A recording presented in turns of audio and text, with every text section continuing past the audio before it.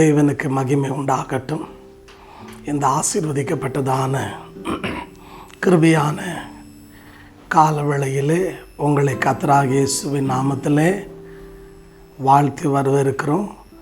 உங்கள் எல்லாருக்கும் சுதந்திர தினத்தினுடைய நாள் வாழ்த்துதல். நல்லா இருக்கீங்களா? நான் விசுவாசிக்கிறேன் அநேக தேவ பிள்ளைகளோடு கர்த்தர் தொடர்ந்து நம்மோடு பேசி கொண்டிருக்கிறார். ஆகையால் அநேகர் பலனடைந்து ஆவிக்குரிய வாழ்க்கையில் வளர்ந்து தேவனுடைய சித்தத்தையும் திட்டத்தையும் உங்கள் வாழ்க்கையில் நீங்கள் புரிந்து கொண்டிருப்பீர்கள் என்று சொல்லி, ஆகையால் இந்த நாளிலே இந்த சுதந்திரம் தினத்தன்றைக்கு தேவனுடைய மகிமைக்காக என்னோடு கூட மத்தேயு எழுதினதான சுவிசேஷம் 8ஆம் அதிகாரம் 23ஆம் வசனத்திலிருந்து 27ஆம் வசனம் வரைக்குமா நீங்கள் கர்த்தருடைய வார்த்தையை கவனமாக வாசித்து பாருங்கள். நம்ம எல்லாருக்கும் தெரிந்த ஒரு பகுதி.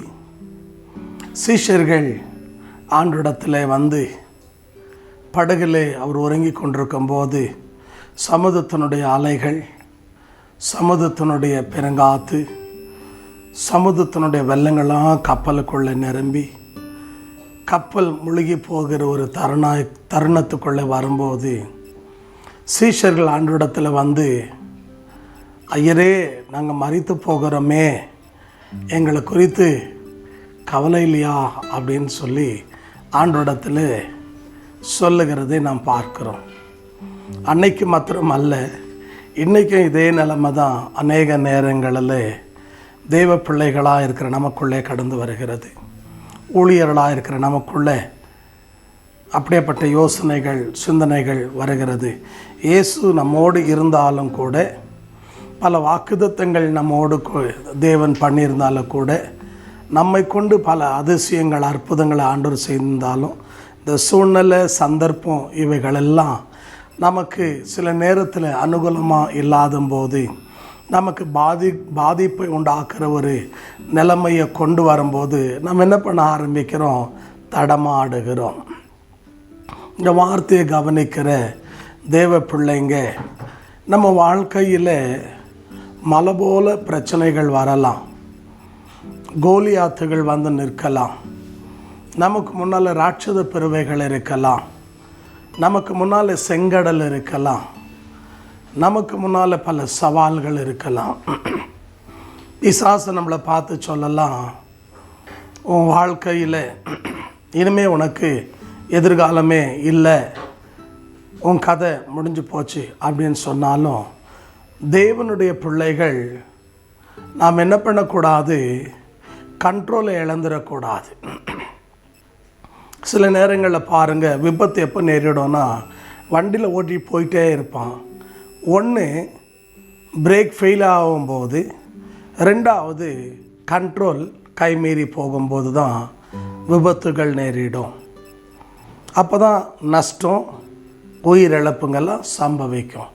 அதே போலவே ஆவிக்குரிய வாழ்க்கையில் கூட தேவ பிள்ளைங்க நம்ம எதை இழந்துடக்கூடாதுன்னா, பொறுமையை இழந்துடக்கூடாது. எவ்வளோ வரட்டும், நம்ம தான் கப்பலில் ஏசாமி கூட இருக்கிறாரு, நமக்கு தான் வாக்கு பண்ணியிருக்காருல்ல, நான் கைவிட மாட்டேன், விட்டு விலக மாட்டேன், உன்னோடு இருக்கிறேன்னு சொல்லி. இப்போ நம்ம ஏன் பயப்படணும்? நம்ம ஏன் சோர்ந்து போகணும்? ஆண்டவருக்கு தெரியாதா நம்மளோட வாழ்க்கையில் என்ன நடக்கும்னு சொல்லி? ஏன்னா நம்மளோட வாயிலிருந்து சொல் பெறவாததுக்கு முன்னாலேயே தேவன் எல்லாவற்றையும் அறிந்திருக்கிறார். ஆகையாலே நம்முடைய ஜீவன் நம்முடைய கையில் இல்லை, நம்முடைய ஜீவன் தேவனுடைய கையில் இருக்கிறது. ஆகையால் நம்ம என்ன பண்ணக்கூடாது அப்படின்னு சொன்னீங்கன்னா, சந்தர்ப்ப சூழ்நிலைக்கு ஏற்ற போல நம்மளை மாறிவிடக்கூடாது. எல்லா நேரத்துலேயும் தேவன் மேலே நம்பிக்கையாக இருக்கணும். சில வருஷங்களுக்கு முன்னாலே நம்ம நாகுவாரத்தில் ஆலயத்துக்காக 50க்கு 70 என்ற ஒரு பெரிய இடத்த ஹைவேல ஆலயத்துக்கு வாங்கி ஆலயம் கட்டணும் அப்படின்னு சொல்லி அந்த இடத்துல ஒரு கொரியன் மிஷினரி உதவி செய்திருந்தார். ஆனால் நாங்கள் ஆலயத்துக்கு போர்வெல் எல்லாம் போட்டு அஸ்திவாரெல்லாம் போட்டுட்டோம். அது வரைக்கும் எங்களுக்கு எந்த பிரச்சனையும் வரலை. ஆனால் ஆலயம் கட்டணும் அப்படின்னு சொல்லி அங்கே ஆரம்பிக்கும்போது பலவிதமான தடைகளெல்லாம் வந்தது. அன்பான தேவ ஜனமே, அந்த சூழ்நிலையிலே தேவனை நோக்கி ஜெபிக்க ஆரம்பித்தேன். ஒரு நாள் நான் ஆலயத்தில் ஜெபம் பண்ணிகிட்ருக்கிறேன். ஒரு சகோதரி, என்னை நேசிக்கிறவர்கள், என்னோட வெல்விஷர் எனக்கு ஃபோன் பண்ணி சொல்கிறாங்க, பாஸ்டர் ஜான்சன் உங்கள் இடத்தெல்லாம் வீடியோ ஆக்கிரமித்து கொண்டிருக்கிறது அப்படி என்று சொல்லி. சரியாக 12:30 மணி ஆலயத்தில் ஜெபம் பண்ணிகிட்ருக்கிறேன். இப்போது ஏறக்குறைய அந்த இடத்தினுடைய விலை வந்து இன்றைக்கி மதிப்பின்படி நீங்கள் பார்த்தீங்கன்னா குறைஞ்சபட்சம் இல்லைன்னா கூட ஒரு 3.5 கோடி ரூபாய் இருக்கும். அன்பான தேவ ஜனமே, வீடியோ வந்து ஆக்கிரமிக்கிறது அப்படின்ட்டு சொல்லி ஃபோன் பண்ணாங்க. ஜெபம் பண்ணிட்டு இருந்த எனக்கு ஒரு விதமான அதிர்ச்சியான செய்தியாக தான் இருந்தது. ஆனால் ஆவியானவர் என் சிந்தையை ஆளுகை செய்ய ஆரம்பித்தார். நான் உடனே டென்ஷன் படலை, பயப்படவும் இல்லை, என்ன ஆகும்னு நான் கவலைப்படலை. உக்காந்து 12:30 மணிலேருந்து இன்னும் 2 மணி நேரம் அதிகமாக 2:30 மணி வரைக்குமா தேவ சமூகத்திலே ஜெபித்தேன்.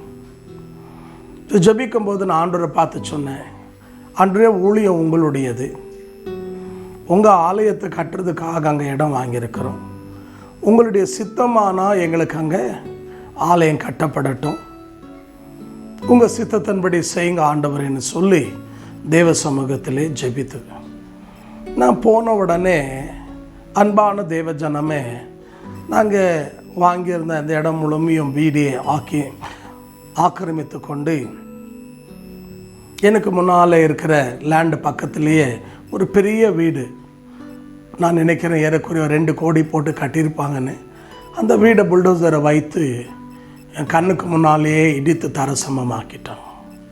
அந்த வீட்டுக்குள்ளே இருந்தவங்கெல்லாம் தெருவில் வந்து அழுது கண்ணீரிட ஆரம்பித்தாங்க.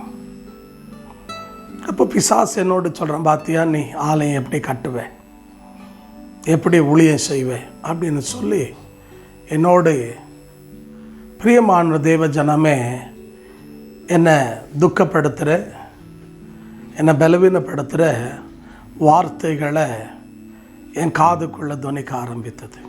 நான் ஒரே ஒரு வார்த்தை சொன்னேன், ஆண்டவர் கொடுத்தார், ஆண்டவர் எடுத்தார், ஆண்டவருக்கு மகிமை உண்டாகட்டும். ஏன்னா ஊழியம் ஆண்டவருடையது, ஆலயம் ஆண்டவருடையது. அவருக்கு இல்லாத அக்கறை எனக்கு ஒன்றும் கிடையாது. அவர் தெருவில் நின்று பிரசங்கம் பண்ணனா பண்ணுறேன், மரத்து கீழே போய் பிரசங்கம் பண்ணனா பண்ணுறேன். ஆண்டவர் அவர் என்ன செய்ய சொல்கிறாரோ அதை நான் செய்ய ரெடி. அன்பான தேவ ஜனமே, இது எதுக்கு சொல்கிறேன் அப்படின்னு சொன்னீங்கன்னா, நம்ம வாழ்க்கையில் நமக்கு விரோதமாக பலவிதமான அலைகள் எழும்பும்போது, பல இழக்கிற சூழ்நிலைகள் வரும்போது நம்ம என்ன ஆகிடக்கூடாது, தடுமாடிடக்கூடாது. ஏன்னா பிசாசு பண்ணுற ஒரு மாயை தந்திரமே என்ன அப்படின்னு சொன்னீங்கன்னா, அவன் நம்மளை வந்து திசை திருப்புறதுக்காக தேவ திட்டம் சித்தம் நம்மளோட வாழ்க்கையில் நிறைவேறாதபடிக்கு நம்ம குழப்புறதுக்காக என்ன பண்ணுவான்னா பல சதிகளை செய்வான். ஆகையால் தான் அன்பான தேவச்சனமே, இந்த மத்தேயு 28ஆம் அதிகாரம் நம்ம 23 27 வசனம் வாசிக்கும்போது நம்முடைய இங்கிலீஷில் அந்த வார்த்தை ரொம்ப அழகாக சொல்லப்படுகிறது. அலைகள் நடுவில் ஒரு அமைதி உண்டாகுமா. Through the storm this a peace of God என்று சொல்லி, அலைகள் மத்தியில் என்ன வருவாங்க, ஒரு தெய்வீக சமாதானம். இயேசு இருந்தாருன்னா கண்டிப்பாக தலைமீறி போகிற சூழ்நிலைகள் இருந்தாலும் தேவ சமாதானம் நம்முடைய உள்ளங்களை ஆளுகை செய்யும். ஆகையால் இந்த வார்த்தையை கவனிக்கிற நீங்கள் இன்றைக்கி பலவிதமான வியாபாரத்தில் நஷ்டத்தோடு, சரியான வேலைகள் இல்லாமல், அன்பானவளை சரியான வருமானம் இல்லாமல், நம்முடைய வாழ்க்கையில் நம்ம எதிர்பார்த்ததான பல ஆசீர்வாதங்கள் தடைப்பட்டிருக்கலாம். ஆனால் சோர்ந்து போகாதீங்க. உன் கப்பலில் இயேசு இருக்கிறார். உன் படகுல இயேசு இருக்கிறார். அது எப்படியாப்பட்ட புயல் வந்தாலும், பெருங்காற்று வந்தாலும், பெரும் வெள்ளம் வந்தாலும் அவர் கண்டிப்பாக அதில் உனக்கு ஒரு ஜெயத்தை கொடுப்பார், உனக்கு ஒரு சமாதானத்தை கொடுப்பார். ஆகியாலே பிரியமான தேவ ஜனமே, ஐயோ நான் செத்து போகிறேனே, கைமீறி போயிடுச்சு, என்ன ஆகுமோ அப்படின்னு சொல்லி கொந்தளிக்காதீங்க, அங்கே இங்கேயும் அலமோதாதீங்க. சீஷர்கள் செய்த நல்ல ஒரு வேலை என்னென்னா, என்ன செய்யணும் அப்படின்னு சொல்லி அவங்க பதறல, இயேசுனிடத்தில் போய் சொன்னாங்க, ஐயா நாங்கள் செத்து போகிறோம். ஆண்டவர் உடனே பார்த்தீங்கன்னா அன்பான அவரை கடிந்து கொள்கிறார். அவிசுவாசிங்களே, நான் உங்கள் கூட தான் இருக்கிறேன், உங்கள் படகுல தான் இருக்கிறேன், உங்களுக்கு நேரிடுறது தான் எனக்கு நேரிடும், எனக்கு நேரிடுறது தான் உங்களுக்கு நேரிடும் அப்படின்னு சொல்லி அவங்கள கடிந்து கொண்டு அவர் அந்த காற்றையும் கடலையும் அலையும் பார்த்து எரியாதுன்னு சொன்ன உடனே நீங்கள் அந்த வசனத்தை வாசித்து பாருங்கள். கடல், சமுத்திரம், அன்பான தேவச்சனமே 26ஆம் வசனம் சொல்லுகிறது, அவர் கடிந்து கொண்ட உடனே அது அமெரிக்கையாய் மாறினது. நான் சொல்லுவேன், தேவன் இருந்தால் நம்ம வாழ்க்கையில் ஒரு அமைதி, ஒரு சமாதானம் உண்டாகும். கப்பலில் அலைகள் நடுவில், புயல்கள் மத்தியில், பெருங்காற்று மத்தியில், அன்பால் முழுகி போகிற சூழ்நிலையில் தேவன் ஒரு தெய்வீக சமாதானத்தை கொண்டு வருவார். நீங்கள் எபேசியர் 2ஆம் அதிகாரம் 14ஆம் வசனத்திலிருந்து 17ஆம் வசனம் வரைக்கும் வாசித்து பாருங்கள்.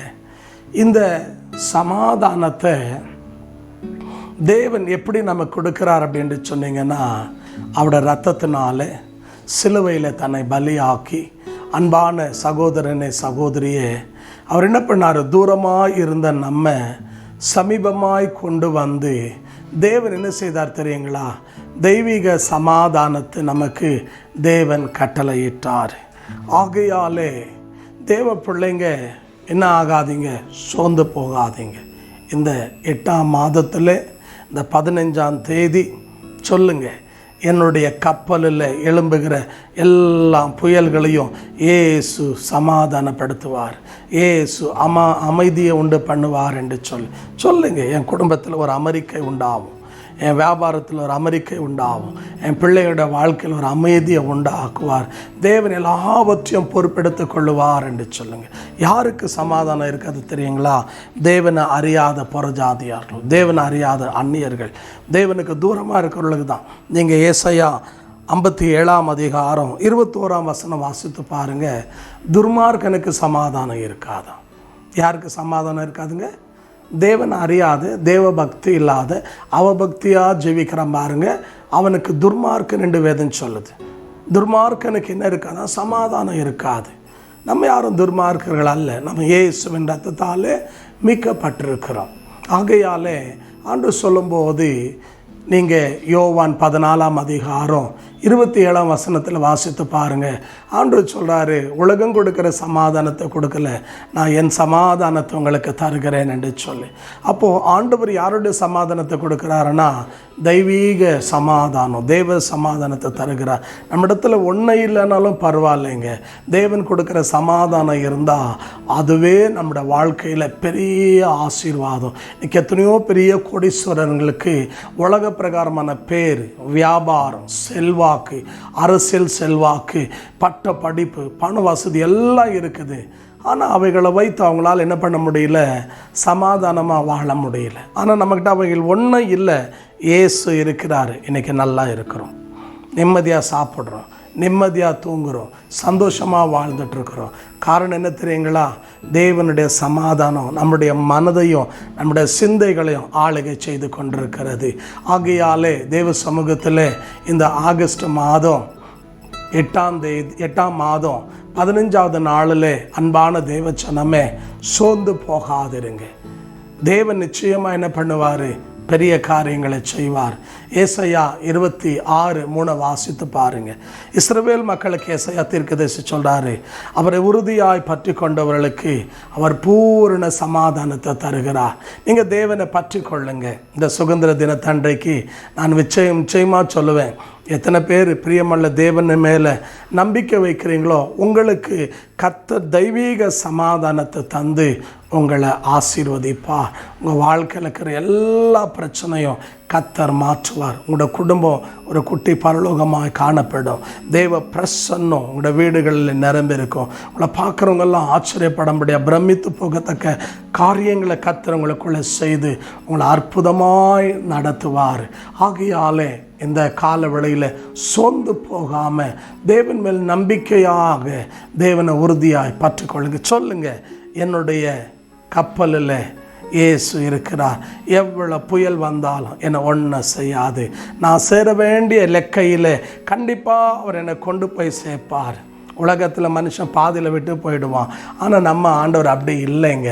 நம்ம சேர வேண்டிய லட்சியத்தை, நம்ம சேர வேண்டியதான டெஸ்டனியை அவர் நமக்கு சேர தேவன் என்ன பண்ணுறாருன்னா உதவி செய்கிறார். ஆகையால் கொந்தளிப்பை பார்த்து, அலையை பார்த்து, புயலை பார்த்து, பெரு வெள்ளத்தை பார்த்து சோர்ந்து போகாதிருங்கள். தேவன் நிச்சயமாக உங்களுக்கு சொன்ன எல்லாவற்றையும் செய்து முடிப்பார். நீங்கள் சங்கீதம் 138 அதிகாரம் 8 வாசித்து பாருங்கள். தாவீது சொல்கிறாரு, கர்த்தர் எனக்கா யாவையும் செய்து முடிப்பார். இந்த காலையில் விசுவாசிங்க, தேவன் எனக்கா யாவற்றையும் செய்து முடிப்பார் என்று சொல்லி கர்த்தர் பெரிய காரியங்களை செய்வார். சோர்ந்து போகாதீங்க, என்ன பண்ணாதீங்க, பிசாசுக்கு இடம் கொடுக்காதீங்க, அவிசுவாசம் உள்ளவளாக மாறாதீங்க, திடன்மனதாக இருங்க, கர்த்தர் மேல் நம்பிக்கையாக இருங்க. கர்த்தர் உங்களை ஆசீர்வதிப்பார். என்ன சூழ்நிலை வந்தாலும் யோபு போல சொல்லுங்கள், என் மீட்பர் உயிரோடு இருக்கிறாரு. அன்பான தேவ ஜனமே, கண்டிப்பாக உயிரோடு இருக்கிற நம்முடைய தேவன் நமக்கு பெரிய காரியங்களை செய்வார். எத்தனை பேர் விசுவாசிக்கிறீங்க? எல்லா சூழ்நிலையிலையும் சொல்லுங்கள், என்னுடைய கப்பல் பிரயாணத்தில் புயல்கள் நடுவில் இயேசு அமைதியை உண்டு பண்ணுறார். ஒரு தெய்வீக அமைதி, ஒரு தெய்வீக சமாதானம் நம்முடைய சிந்தையும் நம்முடைய குடும்பத்தையும் நம்முடைய இறுதியத்தை ஆளுகை செய்ய கர்த்தர் உதவி செய்வாராக. நாம் கண்களை மூடி ஜெபிப்போமா? எங்களை கிருபையாய் நேசிக்கிற நல்ல ஆண்டவரே, கர்த்தர் இந்த கால வேளையில் சமீபத்திலும் தூரத்தில் இந்த வார்த்தையை கவனிக்கிற தேவ பிள்ளைகளை கர்த்தர் நீர் ஆசீர்வதித்து அவருடைய வாழ்க்கையிலே எழும்பியிருக்கிற புயல்களும் அலைகளும் பெருங்காத்தும் பெருவெல்லமும் ஆண்டவரே அமைதி ஆக்கத்தக்கதாக, ஆண்டவரே அவருடைய குடும்பங்களில் நீர் இருக்கிறபடினால நன்றி, அவருடைய வியாபாரங்களில் நீர் இருக்கிறபடினால நன்றி, அவருடைய ஊழியங்களிலே நீர் இருப்பதுக்காக நன்றி, அவருடைய குடும்ப ஜீவியத்தில் நீங்கள் இருப்பதுக்காக நன்றி. எல்லா குழப்பங்களையும் மாற்றி, எல்லா விதமான அன்றைய அலைகளையும் தேவன் நீக்கி, எல்லா விதமான பெருங்காத்துகளையும் அப்புறப்படுத்தி ஆண்டவரே அவருடைய சிந்தைக்குள்ளும் அவருடைய இருதயத்துக்குள்ளும் தெய்வீக சமாதானத்தை தந்து நம்முடைய ஜனங்களை ஆசீர்வதிங்க அப்பா. தொடர்ந்து கர்த்தாவே எங்கள் தேசத்தை ஆளுகை செய்கிற தலைவர்களுக்காக ஜெபிக்கிறோம் ஆண்டவரே. இந்த நாளில் கூட இந்த 8ஆம் மாதம் 15ஆம் தேதி சுதந்திர தினத்தன்றைக்கு எங்கள் தேசத்தில் எந்த விதமான ரத்தம் சிந்துதல் காணப்படாதபடி, தீவிரவாத இயக்கத்தினுடைய செயல்கள் காணப்படாதபடிக்கு அன்றே தேவன் சமாதானத்தை தந்து இந்த சுதந்திர நாளை நீர் ஆசீர்வதிங்கய்யா. எங்கள் தேசத்தின் பிரதம மந்திரிக்காக ஜனாதிபதிக்காக ஜெபிக்கிறோம். கர்த்தர் அவளை ஆசீர்வதிங்க, பொறுப்பெடுத்து வழி நடத்துங்க. தேவனுடைய பலத்தை கரத்தில் ஒப்பு கொடுக்கிறோம். கொரோனா வியாதியில் பாதிக்கப்பட்ட எல்லா மக்களையும் தொட்டு ஆசீர்வதிங்க. உலகம் எங்கும் ஆண்டவரே இந்த நாளில் கர்த்தாவே கொரோனா வியாதியில் பாதிக்கப்பட்ட எல்லா மக்களை தேவன் தொட்டு தெய்வீக சுகத்தை கட்டளையிடுவீராக. தொடர்ந்து ஆண்டவரே எங்களை நம்பி கொடுத்த ஊழியங்களுக்காக ஸ்தோத்திரம். சின்னப்ப கார்டன் HP ராஜீவ்காந்தி காலில் கொடுக்கப்பட்ட எல்லா ஊழியங்களும் ஆசீர்வதிங்க. தேவ பிரசன்னம் இருந்து வழி நடத்துங்க. தொடர்ந்து காத்து நாமத்தை மகிமைப்படுத்தும். இந்த சுதந்திர தினத்தன்றைக்கு இந்த செய்தியை கவனிக்கிற எல்லா தேவ பிள்ளைகளுக்குள்ளும் தெய்வீக சுதந்திரம் உண்டாகட்டும் ஐயா. எல்லா பயத்தினாவி நீங்கி போகட்டும், போராட்டத்தினாவி நீங்கி போகட்டும், கண்ணீரின் ஆவி நீங்கி போகட்டும். ஒரு தெய்வீக சமாதானத்தை தந்து குடும்பங்களிலும் வியாபாரங்களிலும் ஊழியங்களிலும் தனிப்பட்ட வாழ்க்கையிலும் விவாக ஜீவியத்திலையும் தேவ சமாதானம் இருந்து அவளை ஆசீர்வதிங்கப்பா. தொடர்ந்து காத்து கொண்டு நாமத்தை மகிமைப்படுத்தும். எங்களோட ஜெபங்களை கேட்டதுக்காக நன்றி. அப்படி செய்து விட்டதுக்காக ஸ்தோத்திரம். எல்லா மகிமையும் துதியும் கனமும் ஸ்தோத்திரமக்கே செலுத்தி உயிர்த்தெழுந்த இயேசுவின் நாமத்தில் ஜெபிக்கிறோம் ஜீவனுள்ள பிதாவே, ஆமென், ஆமென். தேவன் உங்களை ஆசீர்வதிப்பாராக. தேவனுடைய பிள்ளைங்க, வேதத்தை வாசியுங்க, ஜெபியுங்க, கர்த்தரோடு நடங்க. அது மட்டும் அல்ல, தேவை இருந்தால் வெளியே போங்க, போகும்போது மாஸ்க் அணைத்து கொண்டு போங்க, உள்ளே வரும்போது சானிடைசர் போட்டு கையை சுத்தமாக்குங்க. அதே நேரத்தில் சோஷியல் டிஸ்டன்ஸையும் தயவு செய்து கடைப்பிடிங்க. சட்டத்தை மதியுங்க, சட்டத்துக்கு கீழ்ப்படிங்க, சட்டம் சொல்கிறத செய்யுங்க. தேவன் உங்களை ஆசீர்வதிப்பாராக. ஆமென்.